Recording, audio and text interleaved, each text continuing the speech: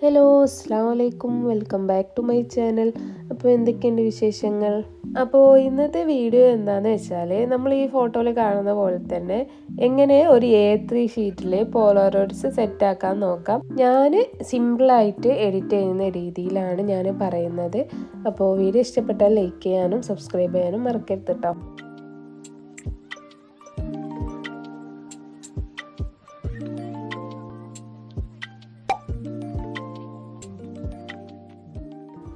അപ്പോൾ നമുക്ക് ആദ്യം വേണ്ടത് ക്യാൻവ ആപ്പാണ്. അപ്പോൾ ആ ആപ്പിൽ തന്നെ ഉണ്ടോ ഞാൻ എല്ലാ എഡിറ്റും കാര്യങ്ങളൊക്കെ ചെയ്യണത്.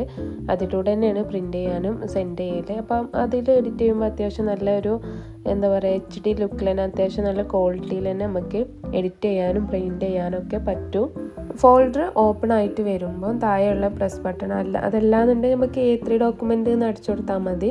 അപ്പോൾ A3 ഡോക്യുമെൻ്റ് വരും. എന്നിട്ട് പിന്നെ താഴെ അപ്ലോഡ്സിൽ എന്നുള്ളൊരു ഓപ്ഷൻ ഉണ്ട്, അപ്ലോഡ്സ് എന്ന് വെച്ചുകൊണ്ടുള്ള.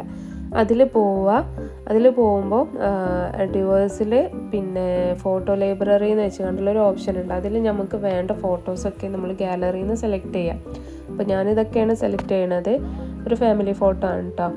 എന്നിട്ട് താഴെ വീണ്ടും പോവുക, എലമെൻറ്റ്സിൽ പോവുക, പോളറോയിഡ് ഫ്രെയിം എന്ന് കൊടുത്താൽ നമുക്കിതുപോലത്തെ ഒരു ഫ്രെയിം കിട്ടും.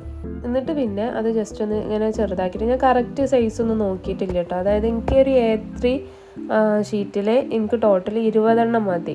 അപ്പോൾ ഞാൻ ഒരു അളവിലാണ് സെറ്റാക്കുന്നത്. ഇനി അതിൻ്റെ കൂടുതൽ വേണമെന്നുണ്ടെങ്കിൽ സെയിം പോലെ തന്നെ ഇതുപോലെ വീഡിയോയിൽ കാണുന്ന പോലെ തന്നെ നമുക്ക് എത്ര എണ്ണമാണോ വേണ്ടത് അതിനനുസരിച്ച് നമുക്ക് ഒതുക്കി വെക്കുക.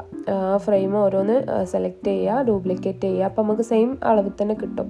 എന്നിട്ട് ലാസ്റ്റിൽ മോർ എന്ന് പറഞ്ഞ ഓപ്ഷനിൽ സെലക്ട് മൾട്ടിപ്പിൾ എന്ന് വെച്ചുകൊണ്ടുള്ള ഒരു ഓപ്ഷൻ ഉണ്ട്. അതിൽ പോയിട്ട് ഈ ടോട്ടൽ സെലക്ട് ചെയ്യാം. എന്നിട്ട് ജസ്റ്റ് ഒന്ന് ഡ്രാഗ് ചെയ്ത് കൊടുത്താൽ നമുക്ക് ഈ A3 ഡോക്യുമെൻറ്റ് ഫില്ല് ചെയ്യുന്ന കോലത്തിൽ നമുക്ക് ഇത് കിട്ടും, ആ ഒരു ഫ്രെയിം കിട്ടും.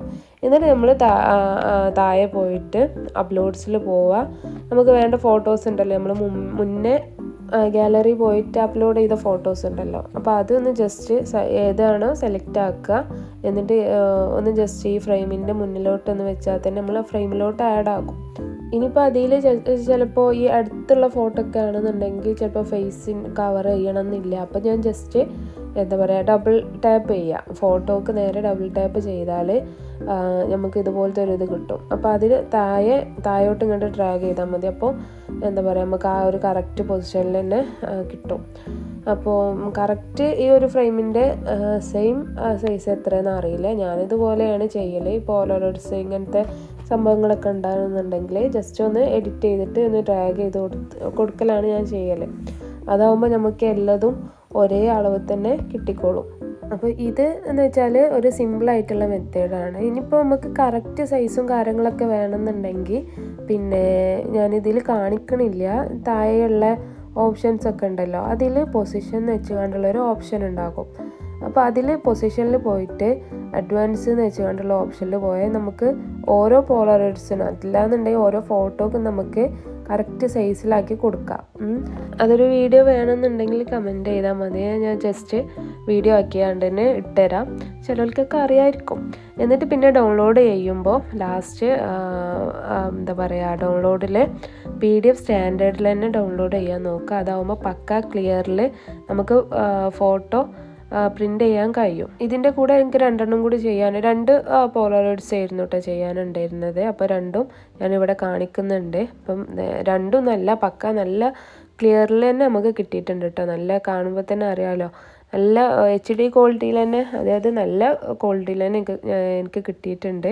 അപ്പോൾ വീഡിയോ ഇത്ര തന്നെ ഉള്ളൂ. അപ്പോൾ വീഡിയോ ഇഷ്ടപ്പെട്ടാൽ ലൈക്ക് ചെയ്യാനും സബ്സ്ക്രൈബ് ചെയ്യാനും ഒന്നും മറക്കരുത്. എന്താ അഭിപ്രായം ഉണ്ടെന്നുണ്ടെങ്കിലും കമൻറ്റ് ചെയ്യാനും മറക്കരുത് കേട്ടോ. നിങ്ങൾക്ക് ഈ വീഡിയോ ഉപകാരപ്പെട്ടിരിക്കണമെന്നുണ്ടെങ്കിൽ അതും കൂടിയും പറയായിരുന്നു. അപ്പോൾ ശരി.